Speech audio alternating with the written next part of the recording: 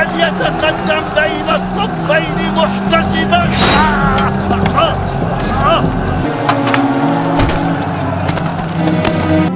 أيها الأمير، قتلنا عمار بن ياسر الذي يقول فيه رسول الله صلى الله عليه وسلم: تقتله الفئة الباغية. ما بك يا أبا عبد الله؟ أنحن قتلناه؟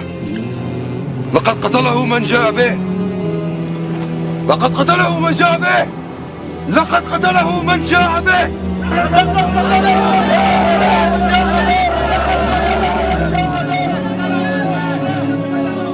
إن صح تأويل معاوية، كان رسول الله صلى الله عليه وسلم هو قاتل حمزة، لأنه أخرجه معه لقتال المشركين يوم أحد. عمار بن یاسر رضی اللہ عنہ کو رسول اللہ صلی اللہ علیہ وسلم نے فرمایا تھا کہ تمہیں ایک باغی گروہ قتل کرے گا.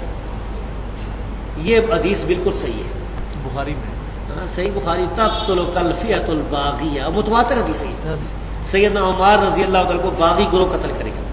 آگے لکھا ہے کہ وہ حضرت امیر معاویہ رضی اللہ عنہ کے گروہ کی طرف سے قتل ہوئے. نہیں، حضرت علی کی طرف سے نہیں، حضرت امیر معاویہ کے گروہ کی طرح. یہ غلط ہے. سیدنا علی رضی اللہ تعالیٰ عنہ کے فوج میں وہ موجود تھے، ان کے گروہ میں، ان کے لشکر میں موجود تھے، اور قتل کرنے والے جو تھے وہ سامنے والے شامی لشکر میں تھے. اور قتل کرنے والا جو تھا ابو الغادیہ تھا. ابو الغادیہ شامی امیر معاویہ رضی اللہ کے لشکر میں تھا. ابو الغادیہ تو ابو الغادیہ جو ہے، اچھا تو اب یہ باغی والا جو ہے ہم فتویٰ نہیں لگاتے بھائی. اس مسئلے میں یہ ہے کہ صحابہ کرام دونوں طرف صحابہ کرام تھے. مسئلہ اجتہادی تھا. اجتہادی خطا کی وجہ سے جو ہے وہ یہ کہہ سکتے ہیں کہ بھائی سیدنا علی رضی اللہ تعالیٰ کا گروہ جو ہے وہ اقرب الی الحق ہے، وہ حق پر ہے. دوسرا جو گروہ ہے، اگر کوئی اس کو باغی کسی نے کہا بھی نا تو وہ خطا اجتہادی کے معنی میں، یعنی باغی جو ہے وہ کافر نہیں ہوتا ہے. باغی مسلمان بھی ہو سکتا ہے. قرآن کی آیت ہے وَإِن طَائِفَتَانِ مِنَ الْمُؤْمِنِينَ اقْتَتَلُوا فَأَصْلِحُوا بَيْنَهُمَا. مومنوں کی دو جماعتیں. تو ہم پھر بھی سیدنا معاویہ رضی اللہ تعالیٰ عنہ یا ان کی جماعت کو باغی نہیں کہتے بھائی. لیکن یہ بات بالکل صحیح ہے کہ سیدنا عمار رضی اللہ تعالیٰ عنہ کو باغی جماعت قتل کرنے والی حدیث بالکل صحیح ہے. آپ نے فرمایا وَيْحَ عمار تقتل الفئۃ الباغیہ يدعوهم الى الجنہ ويدعونه الى النار. عمار کی کیا بات ہے. ایک باغی گروہ ان کو شہید کر دے گا اور وہ اس باغی گروہ کو جنت کی طرف بلاتے ہوں گے، اور وہ باغی گروہ ان کو جہنم کی طرف بلائے گا. یہ نبی کریم صلی اللہ علیہ وسلم کا فرمان ہے، اور اس پر ہمارا ایمان ہے کہ یہ صحیح روایت ہے. صحیح بخاری میں 447 اور صحیح مسلم میں 2915 نمبر پہ. السلام علیکم ورحمۃ اللہ. بات یہ جی کہ ایک ریکارڈنگ میری پہلے تھی امن پوری اسلامک سینٹر سے. بعد میں نے ایک خطبہ جمعہ کے اندر پر مجمع میں یہ بات کہی تھی کہ سیدنا عمار کے جو قاتل ہیں ابو الغادیہ ہیں، ٹھیک ہے، رضی اللہ تعالیٰ عنہ. تو اس پہ کیا مسئلہ ہے جی؟ ایک انسان اس کی تحقیق نہیں ہے، اس کا کوئی مسئلہ ہے، بعد میں اس کو ایک بات سمجھ آ گئی پہ بانگے تو حل اعلان بات کر دی. کیا ہم غلطی نہیں کر سکتے؟ کیا ہم ایک بات سے رجوع نہیں کر سکتے حق کی طرف؟ یہی کہا نا کہ صحابی رسول نے ان کو شہید کیا تھا. تو اس میں کیا مسئلہ ہے جی؟ اور ہم حق بات معلوم ہونے کے بعد بانگے دوحل ایک بات کرتے. جو میرے دل کی بات ہے وہ یہ ہے کہ واللہ اگر کبھی اس زمانے کے اندر ہم موجود ہو یا میں محمد اشرف قادری موجود ہوتا تو میں تلوار اٹھا کے مولا علی رضی اللہ تعالیٰ عنہ کے ساتھ ہوتا اور مولا علی رضی اللہ تعالیٰ عنہ کی طرف سے حضرت امیر معاویہ کے لشکر کے ساتھ میں لڑتا بھی. کیونکہ یہ ہمارے عقیدے کا تقاضا. ناصبیوں کا نظریہ کیا ہے کہ جی دونوں مجتہد تھے. ہاں جی، اب ہمیں یہ فیصلہ کرنے کا حق نہیں پہنچتا کہ ہم کہیں کہ کس کا اجتہاد صحیح تھا اور کس کا اجتہاد غلط. بے قصور و بے خطا حضرت معاویہ، یہ نعرہ مہم ناصبیت ہے. اس سے ناصبیت کی بو آتی. یہ مرزا جہلمی چھپا ہوا رافضی اہل سنت کا لبادہ اڑا ہوا، وہ بدبخت ہر وقت ہر ٹائم اس خاندان کے اوپر حملہ آور، اس خاندان کی توہین و تشنیع کرنا. ایک حدیث گڑھی ہوئی ہے، ایک حدیث گڑھی ہوئی ہے، ایک حدیث گڑھی ہوئی ہے، یعنی مفہوم گڑا ہوا. حدیث تو درست ہے کہتا ہے عمار کو فیا باغیہ قتل کرے گا، وہ عمار کو جہنم کی طرف بلاتا ہوگا، معاذ اللہ، وہ عمار کو جہنم کی طرف بلاتا ہوگا، اور یہ جو جہنم کی طرف بلانے والا گروہ تھا نا معاذ اللہ، یہ امیر معاویہ کا تھا، امیر معاویہ نے قتل کیا تھا، امیر معاویہ معاذ اللہ جہنم کی طرف بلانے والے، جہنمی کہتا ہے نہیں جی نہیں، وہ تو گروہ جہنم کی طرف بلانے والا۔ آپ نے اپنی ابتدائی ویڈیو میں حضرت امیر معاویہ کے بارے میں موقف نرم رکھا، مگر اب کچھ عرصہ سے آپ کھل کر ان پر اپنا موقف بیان کر رہے ہیں۔ اللہ تعالیٰ مجھے معاف کرے جی، جب میں نے نرم رکھا ہوا تھا موقف، ہاں تو میں نے مطلب آپ مجھے اب توبہ بھی نہیں کرنے دیں گے؟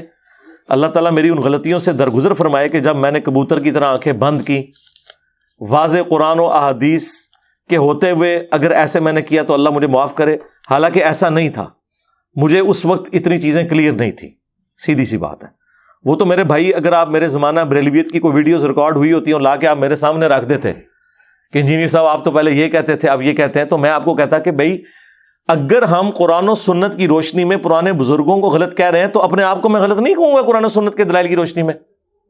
اس میں کون سی ایسی عیب والی بات ہے؟ وہ ایک کسی چینل نے وہ کلپ میرا اسی حوالے سے اپلوڈ کیا ہوا، حالانکہ میں ان باتوں کے جواب کئی دفعہ دے چکا ہوں، اور مختلف علماء وہ کہ پہلے یہ کہتا تھا فلاں یہ کہتا تھا، پہلے بھی جو میں کہتا تھا اس میں جو رسپیکٹ والا پہلو ہے وہ آج تک قائم ہے۔ میرے علاوہ اس پلانٹ ارتھ پہ کوئی بندہ ایسا نہیں ہے جو حضرت معاویہ رضی اللہ تعالیٰ عنہ کی قرآن، بخاری اور مسلم کی روشنی میں غلطیاں بتا کے انہیں رضی اللہ عنہ کہتا ہو اور غلطیاں بتاتا ہو۔ لوگ تو کہتے ہیں غلطیوں پہ پردہ ڈالو، یا دوسری طرف وہ ایکسٹریم پہ روافظ ہیں جو ان کی صحابیت کی بھی نفی کرتے ہیں، ان کو منافق بھی کہتے ہیں، نعوذ باللہ۔ ہم نے یہ نہیں کیا، ہم نے کبھی بھی حق کا راستہ نہیں چھوڑا، بالکل جو بات جس طرح یہ منو ان بیان کی ہے۔ وہ تو میں نے آپ کو بتایا کہ یہ فتنہ کھڑا کیا تھا ڈاکٹر ذاکر نائک نے 2009 کے اندر، جب انہوں نے یزید کو رضی اللہ تعالیٰ عنہ کہا اور وہ فتنہ پھیلا۔ As far as your understanding about the wall of Karbala, you said that Yazid, may Allah be pleased with him, Yazid, may Allah be pleased with him, Yazid, may Allah be pleased with him, that he was ferocious and he was a villain, etc. There's difference of opinion. We're not here to discuss about history, and neither do I want to get a difference in the Muslim Ummah. What we say, there's a difference of opinion between the Sahabas. That is history. جب doctor Zakir Naik کسی topic پہ بات کریں تو وہ کروڑوں مسلمانوں تک پہنچ گئی نا۔ 2 سال تک یہ سارے لوگ تماشا دیکھتے رہے، صرف ڈاکٹر طاہر القادری صاحب نے کوئی کلام کیا تھوڑا بہت، یا مولانا اسحاق صاحب نے، لیکن ظاہر ہے کہ ان کی بات اس طریقے سے پبلکلی نہیں پہنچی جس طرح پہنچنی چاہیے تھی۔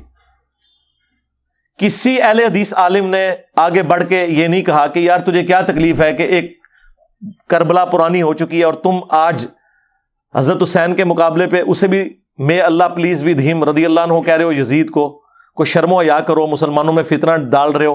کسی نے نہیں اس کو کہا، کیونکہ یہ ان کے اندر گھسی ہوئی ناسبیت کی تسکین ہو رہی تھی، کیونکہ یزید کو یہ برا تو نہیں سمجھتے۔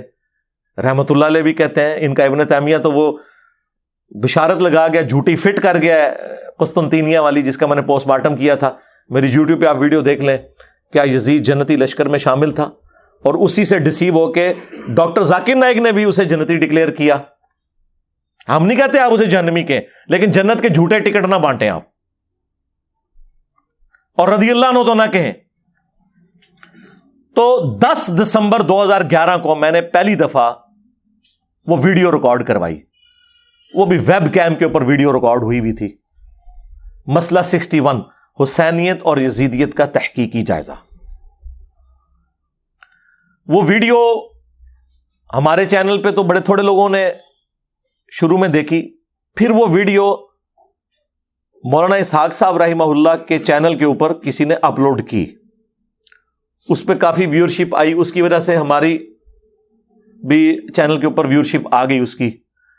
1 مہینے میں 5000 لوگوں نے وہ ویڈیو دیکھ لی۔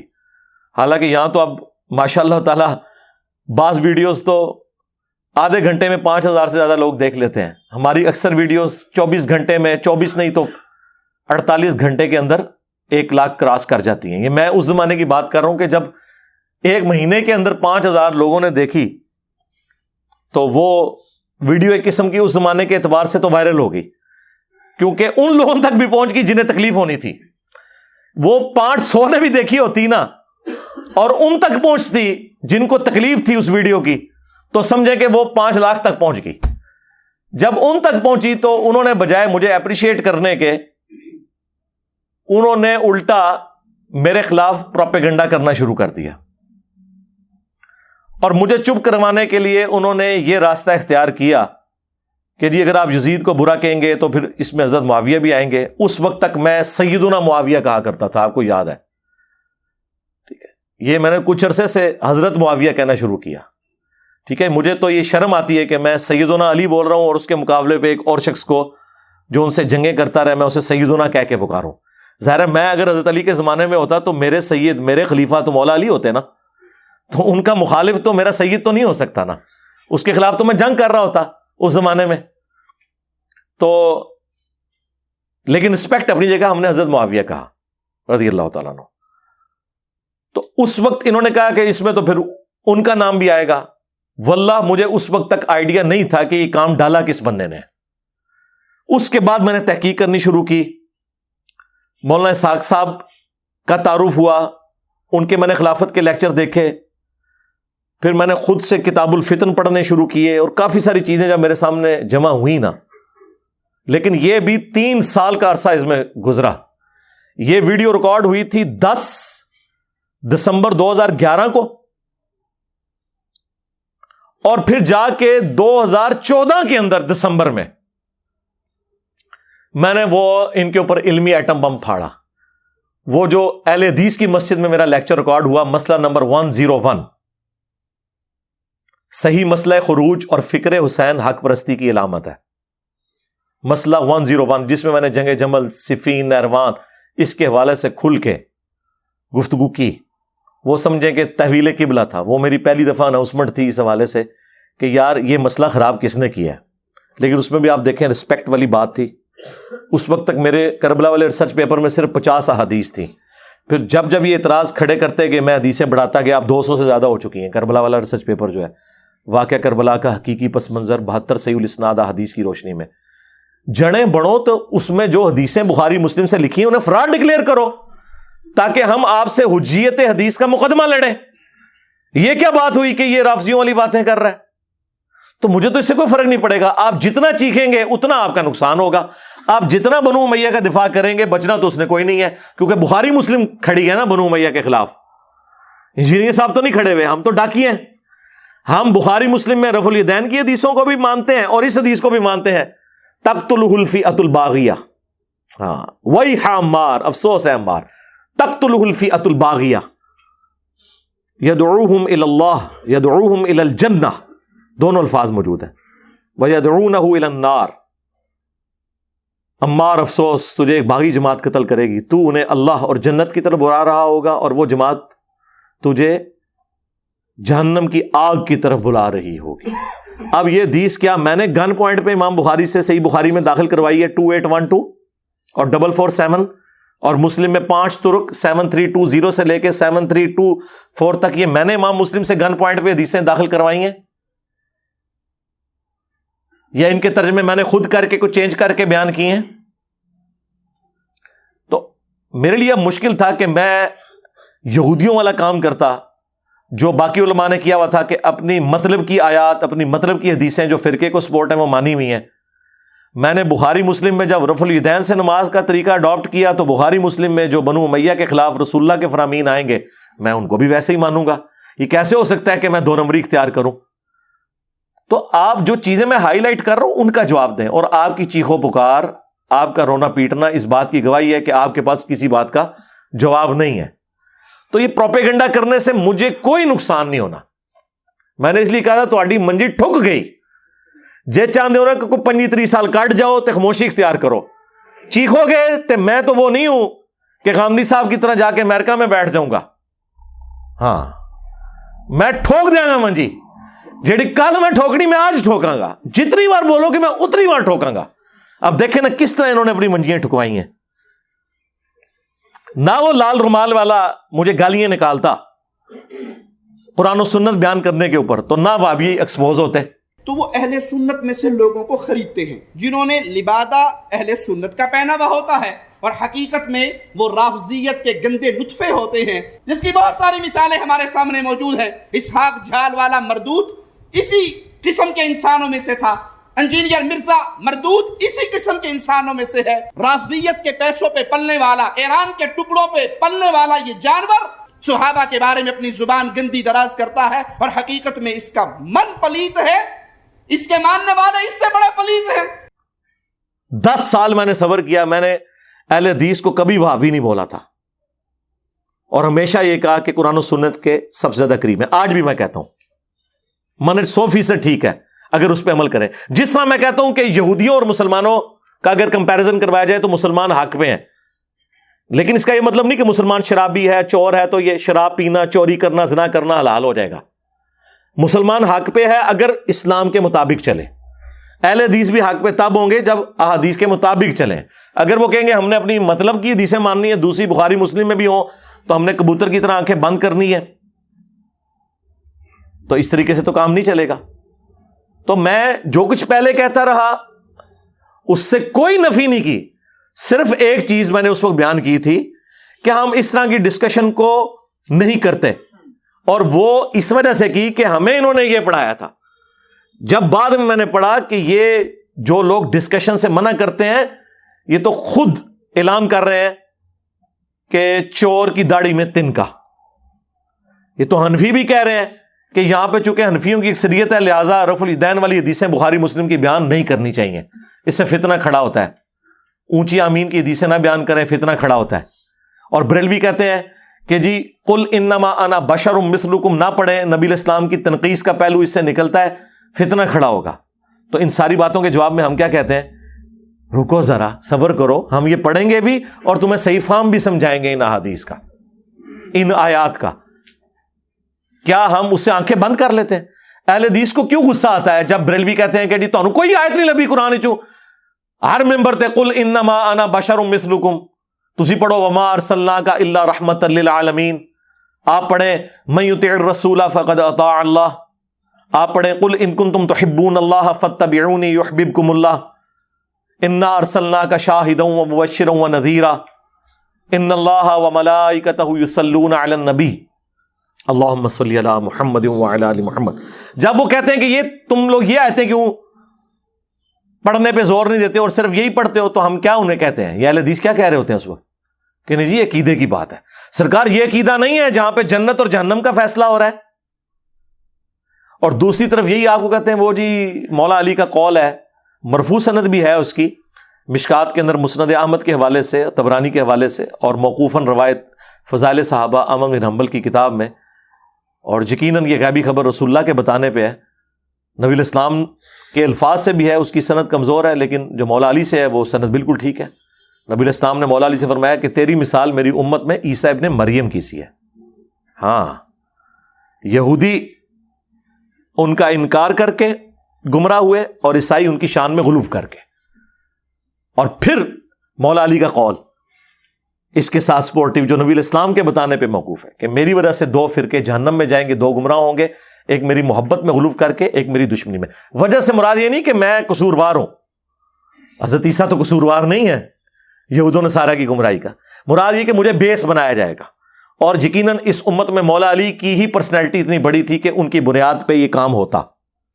جس طرح میں کہتا ہوں عیسیٰ ابن مریم ڈیزرو کرتے تھے کہ اگر گمراہی کسی کے نام پہ کھڑی کی جاتی تو اتنا بڑا بندہ چاہیے تھا ہمیں کہ جو مردوں کو زندہ کر دے، تو اسی کو ہی خدا کا بیٹا کہا جا سکتا ہے نا۔ عقلاً دیکھیں، اگر گمراہی اپنی جگہ، لیکن لاجک انہوں نے اپنی جگہ جو بنائی ہے، کو بنیاد تو صحیح بنائی ہوئی ہے نا۔ مٹی کی مورت میں پھونک مارے اور اللہ کے اذن سے وہ پرندہ بن جائے، جس کو اتنا بڑا معجزہ ملے، وہی اس چیز کا حقدار تھا کہ اسی کے نام کو یوز کر کے اللہ کا بیٹا ڈکلیئر کیا جاتا۔ اگرچہ یہ گمراہی ہے، لیکن میں بنیاد آپ کو بتا رہا ہوں کہ بنیاد جو انہوں نے قائم کی ہے وہ ان کے بڑا ہونے کی وجہ سے۔ تو اس امت میں واقعی مولا علی ہی اتنی بڑی پرسنالٹی تھے کہ ان کے نام کے اوپر یہ سب کچھ کھڑا ہوتا، کیونکہ المستدرک للحاکم میں امام حاکم نے احمد بن حنبل کا قول نقل کیا کہ ہم تک جتنی احادیث پہنچی ہیں ذخیرہ احادیث میں کسی اور صحابی کی شان میں اتنی احادیث نہیں ہے جتنی کہ مولا علی کی شان میں. سب سے پہلے مسلمان کون؟ مولا علی. ترمذی میں، مسند احمد میں، سنن نسائی الکبریٰ کے اندر موجود. سب سے پہلے حضور کے ساتھ نماز کس نے پڑھی؟ مولا علی علیہ السلام نے. نبی علیہ السلام کی نسل کن سے چلی؟ مولا علی سے. کس کو حضور نے کہا من کنت مولا فہذا علی مولا؟ مولا علی. علی سے محبت نہیں رکھے گا مگر مؤمن، علی سے بغض نہیں رکھے گا مگر منافق. بائی نیم مینشن کیا. اور پھر المستدرک للحاکم میں حدیث، کوئی شخص پوری زندگی روزے رکھے اور مقام ابراہیم اور حجر اسود کے درمیان نمازیں بھی پڑھتا رہے، اگر ہم اہل بیت کا بغض اس کے دل میں ہوگا تو ضرور جہنم میں داخل ہوگا. اب یہ اتنی زیادہ احادیث کی موجودگی میں اہل بیت کی محبت یا ان سے بغض کی وجہ سے ہماری جنت اور جہنم کا فیصلہ ہو رہا ہو، تو آپ کیا سمجھتے ہیں یہ ہلکا کوئی چھوڑنے والی بات ہے؟ جبکہ امت نے حضور کی نصیحت غدیر خم کی کہ 2 چیزیں چھوڑ کے جا رہا ہوں، قرآن اور اہل بیت، جو مسلم شریف میں اوپر تلے 4 احادیث ہیں. قرآن کو پکڑ لینا، اس میں ہدایت ہے، یہ اللہ کی رسی ہے، جو اسے پکڑے گا ہدایت پہ ہوگا، جو چھوڑ دے گا گمراہ ہو جائے گا. اور دوسری بھاری چیز میرے اہل بیت ہیں، میں اپنے اہل بیت کے معاملے میں تمہیں اللہ کا خوف دلاتا ہوں. اہل بیت کے معاملے میں اللہ کا خوف دلاتا ہوں 3 دفعہ فرمایا. لیکن امت نے نہ اہل بیت کو زندہ چھوڑا نہ قرآن کو پکڑا، الٹ چلے. قرآن کو چھوڑ دیا اور اہل بیت کے ساتھ حسن سلوک کیا. حضور کو قبر میں گئے 50 سال ہوئے اور آپ کی پوری نسل قتل کر دی سوائے چند لوگوں کے.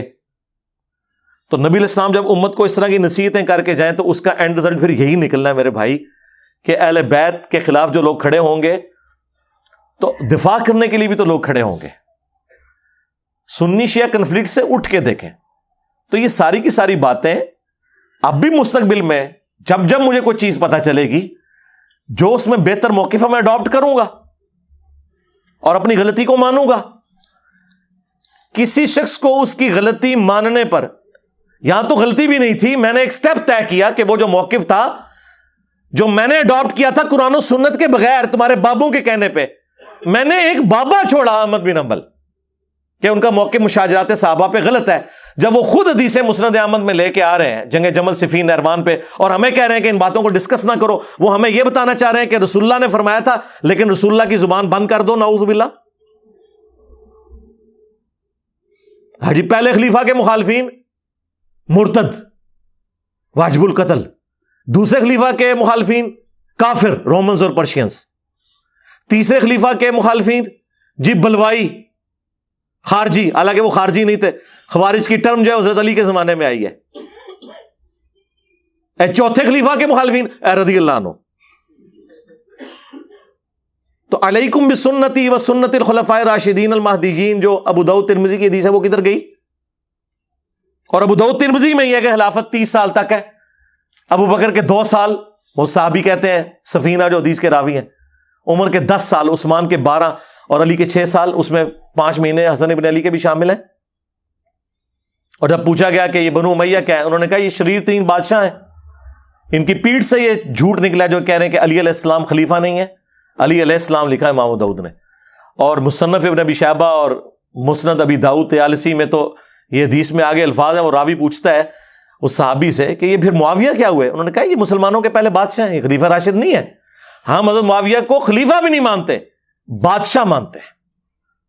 خلیفہ ایک متبرک ٹرم ہے جو خلفائے راشدین پہ بولی جاتی ہے. ویسے تو آپ بے شک شباز شریف کو بھی خلیفہ آج کہہ لیں، یا پہلے عمران خان کو بھی کہتے رہے، آپ کے کہنے سے کوئی نہیں ہوگا، آپ یزید کو بھی کہہ لیں، لیکن یہ حکمران ہے، ان معنوں میں آپ خلیفہ کہیں گے. جو خلافت ایز اے ٹرم خلیفہ راشد ہے وہ وہی 5 ہیں، ابو بکر، عمر، عثمان، علی، حسن ابن علی، یا بعد میں کسی درجے میں عمر بن عبدالعزیز. تو واضح اس میں موجود ہے کہ بادشاہوں میں سے بادشاہ ہیں حضرت معاویہ. اور مصنف ابن ابی شیبہ میں تو الفاظ ہیں کہ یہ سخت گیر بادشاہ ہیں اور ان کا پہلا بادشاہ معاویہ ہے. لہذا وہ جو مسند احمد کی حدیث ہے نا، کاٹ کھانے والی ملوکیت خلافت راشدہ کے بعد، تو یہ تو سٹارٹ کرتے ہیں بعد میں. حضرت سفینہ نے وہ ساتھ ہی سٹارٹ کر دی ہے کہ پہلا بادشاہ یزید نہیں ہے، پہلا بادشاہ کون ہے؟ معاویہ ابن ابی سفیان رضی اللہ تعالیٰ عنہ. ہم تو احترام سے نام لیں گے.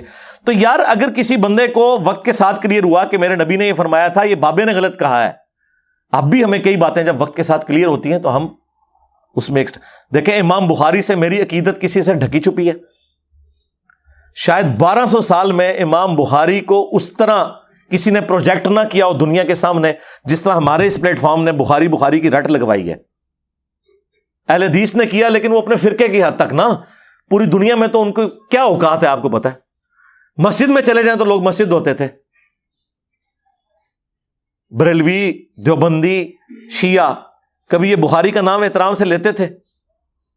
ہم نے کس لیول پہ جا کے امام بخاری، اس کے باوجود فاتحہ خلف الامام کے مسئلے میں نے امام بخاری سے اختلاف کیا کہ امام بخاری کا تفرد ہے کہ جہری نمازوں میں بھی زبردستی پیچھے فاتحہ پڑھی جائے، اگرچہ انہوں نے اپنے لیے اسکیپ روٹ چھوڑا ہوا ہے.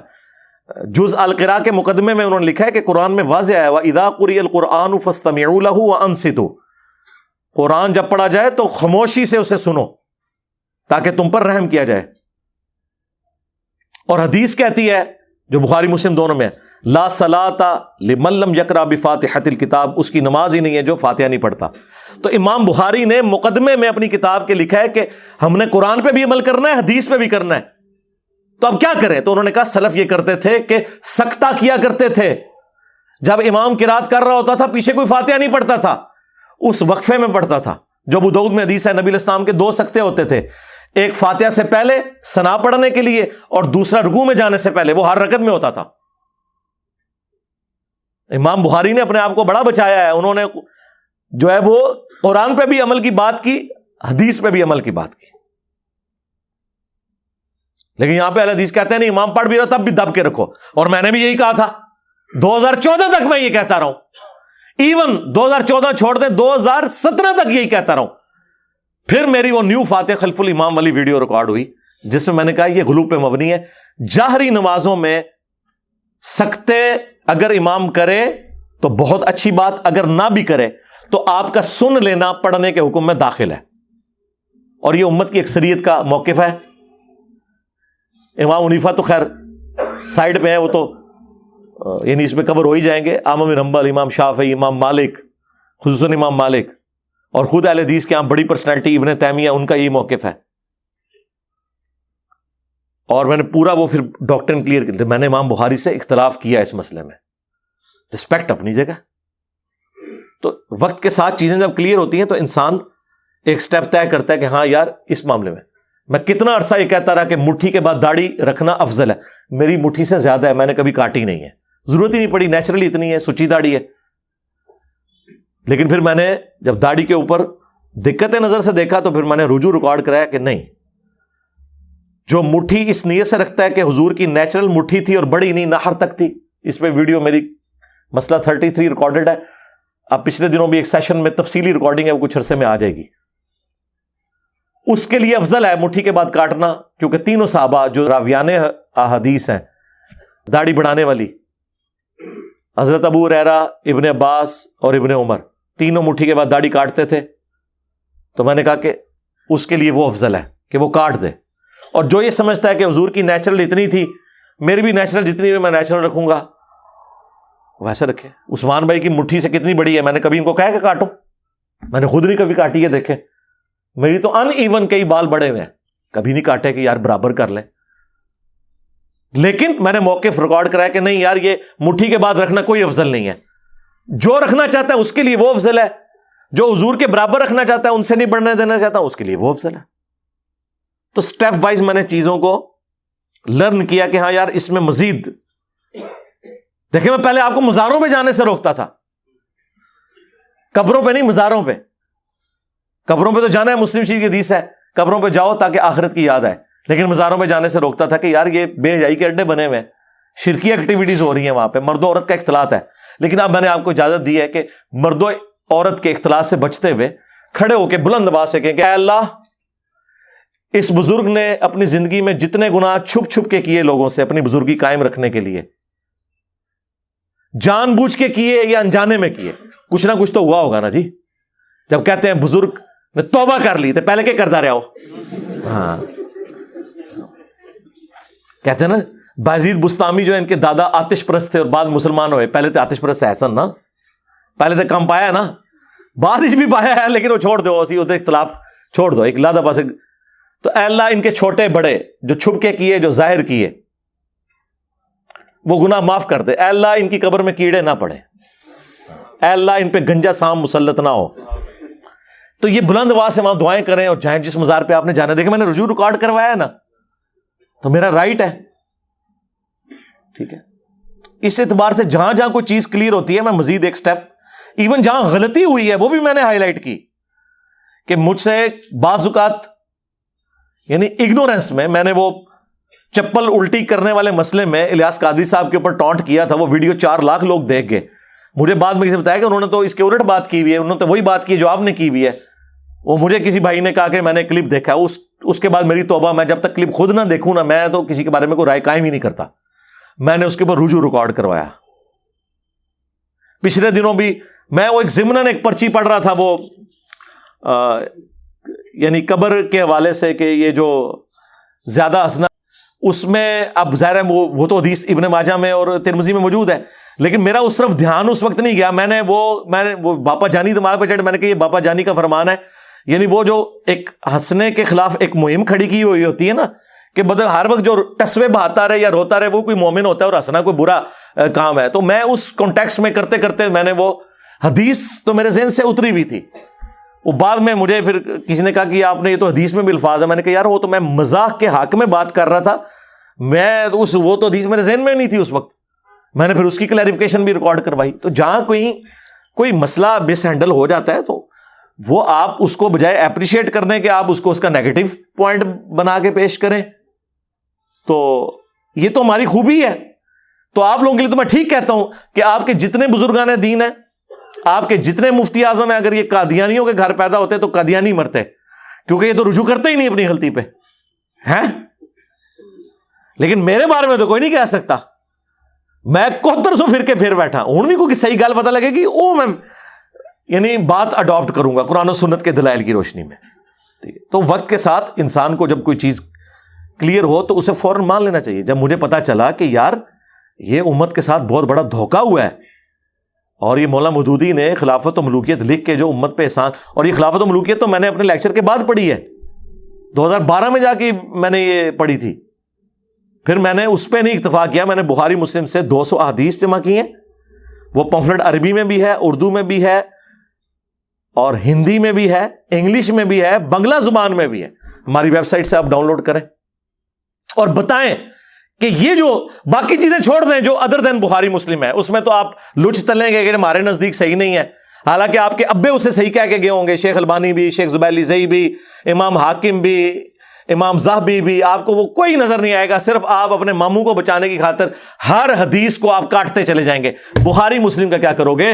اور تمہارے پوری کے پوری یہ ماموں پارٹی کی موت ایک حدیث ہے, تقتلہ الفئۃ الباغیہ یدعوہم الی اللہ ویدعونہ الی النار. ایک حدیث ہی آپ کی پوری ماموں پارٹی کی موت ہے. ایسا کچھ کرو, وہ بھی ویسے کچھ کر دیں میرے بچوں, کرنے کی کوشش کر رہے ہیں, جو مرضی کر لیں, یہ تو آپ کے گھاٹے فٹ ہوئی ہوئی ہے. تو اب بھی کوئی صحیح بات پتہ چلے گی انشاءاللہ میں اس کے اوپر نیکسٹ ورژن اڈاپٹ کروں گا انشاءاللہ. یہ تقاضا ہے ایک مومن کا.